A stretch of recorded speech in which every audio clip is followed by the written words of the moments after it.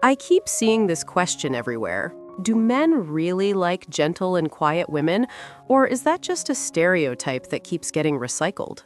I think the confusion starts because people lump very different things into the same box. Gentle and quiet doesn't automatically mean weak, passive, or silent. Right, and it also doesn't mean pretending to be someone you're not. If you hide your personality just to be liked, eventually that mask becomes exhausting. Exactly. If you don't let your real traits show, how will the people who actually fit you ever recognize you? Self-regulation works better than self-erasure. Some men say they prefer quiet women simply because they're quiet themselves. That feels more like compatibility than control. That's how I see it.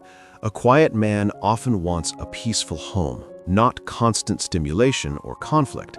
That doesn't mean he wants someone who never speaks her mind. The problem is that quiet gets confused with obedient. Those are not the same thing at all. Not even close. A peaceful partner is someone who communicates without turning every disagreement into a battle. That's very different from someone who never disagrees. And unfortunately, some people do use the idea of quiet as a cover for wanting a partner who won't challenge them. Those people exist, but they're not representative of most men. Most men don't want a servant. They want emotional safety and mutual respect. I like that distinction. Emotional safety isn't silence, it's trust. Yes, it's knowing that when you come home, you can recharge instead of brace yourself for tension. That idea comes up a lot. Life is already difficult, so home shouldn't feel like another battlefield. Exactly. But what recharge looks like is different for everyone. For some, it's quiet evenings. For others, it's laughter and constant conversation. Which is why saying men like quiet women is too simplistic. It ignores individuality. Some men prefer women who are animated, expressive, and playful. Others prefer calm and reflective energy. One comment I saw made a good point. Gentle and quiet is not the same as being a non-communicative pushover. That's a crucial distinction. A healthy relationship requires communication, regardless of personality type. I also like the idea that a woman can be strong, successful, confident, and still feminine. Absolutely. Gentleness can coexist with strength. In fact, it often comes from inner strength, not weakness. There's this assumption that if a woman is gentle, she must lack boundaries, but that's not true at all. Some of the strongest people I know are calm and soft-spoken. They don't need to raise their voice to assert themselves. Then there's the opposite extreme, where people joke that men want to be argued with and yelled at every day. That joke exists because it highlights how absurd constant conflict is. Very few people actually want that long-term. Still, some men genuinely enjoy spirited debate and high energy in a relationship. True. They may want someone who challenges them intellectually, jokes with them, and keeps things dynamic. Which again points back to energy matching. Yes, successful relationships often come down to whether two people's emotional rhythms align. One man described his wife as animated and mischievous, not particularly quiet, but deeply supportive when it mattered. That's a good example. Quietness isn't the goal, balance is. Another recurring theme is drama. Many men say they want a woman who is peaceful with herself. Because unresolved inner chaos tends to spill outward. Constant drama erodes attraction over time. But being peaceful doesn't mean being boring. Not at all. It means emotional regulation. You can be passionate and expressive without being volatile. Some comments went much further, turning this into a debate about submission and control. That's where things get distorted. There are men who want a dependent partner, and there are men who respect independence. And those two groups are not looking for the same kind of relationship at all. Exactly. One wants comfort without responsibility, the other wants partnership. I noticed that some people framed caring for a partner as oppression, while others framed it as a natural expression of love. Intent matters. Doing something out of love is different from being expected to do it out of obligation.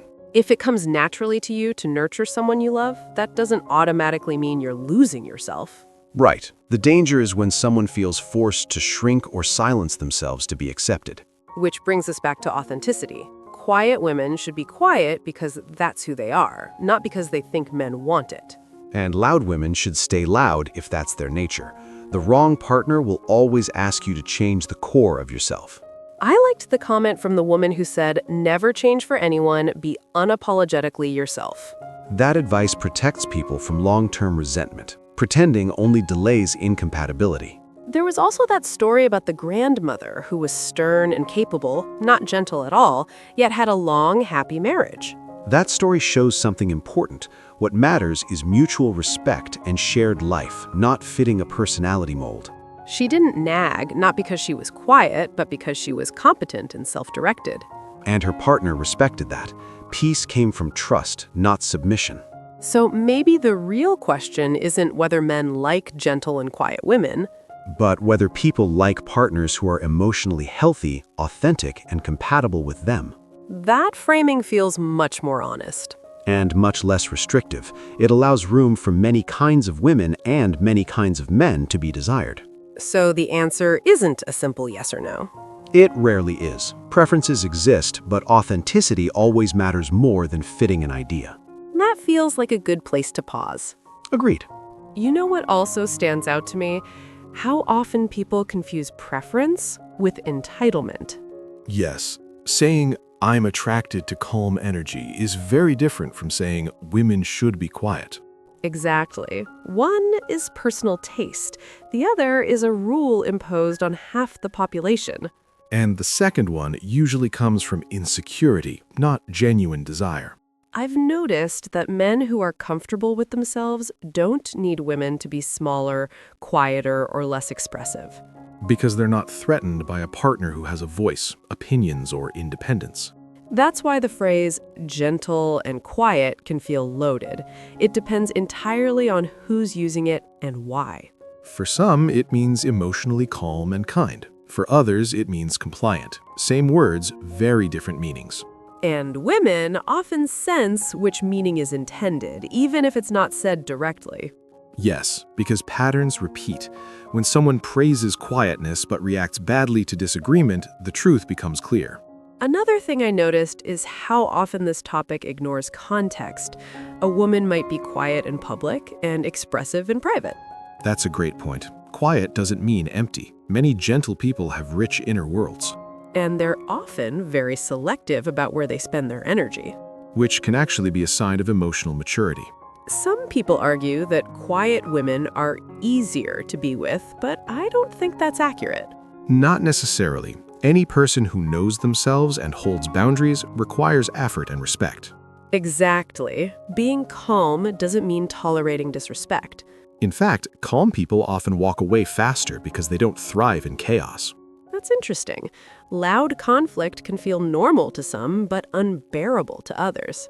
Which, again, comes back to compatibility. Neither style is wrong, just different.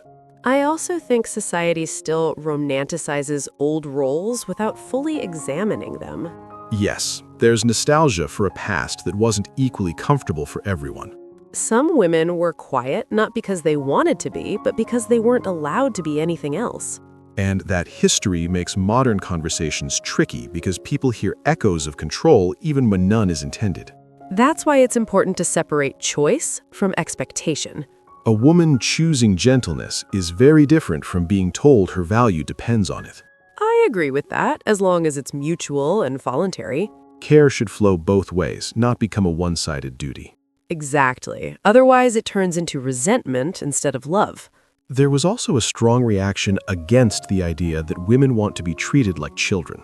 Yes, that kind of generalization shuts down meaningful discussion. People are complex. Reducing entire groups to caricatures never leads to understanding. And it often says more about the speaker's frustration than about reality. What I appreciate most are the voices saying, "Be yourself, fully and unapologetically." That advice protects both sides. It filters out incompatible partners early. If you're naturally gentle and quiet, someone will find that deeply attractive. And if you're loud, expressive, and intense, someone will love that too. Trying to reshape yourself to fit an imagined preference usually backfires. Because even if it works at first, you'll eventually feel unseen. And the relationship becomes performance instead of connection. Real intimacy requires honesty about who you are. I think many men who say they want a quiet woman actually mean they want emotional peace.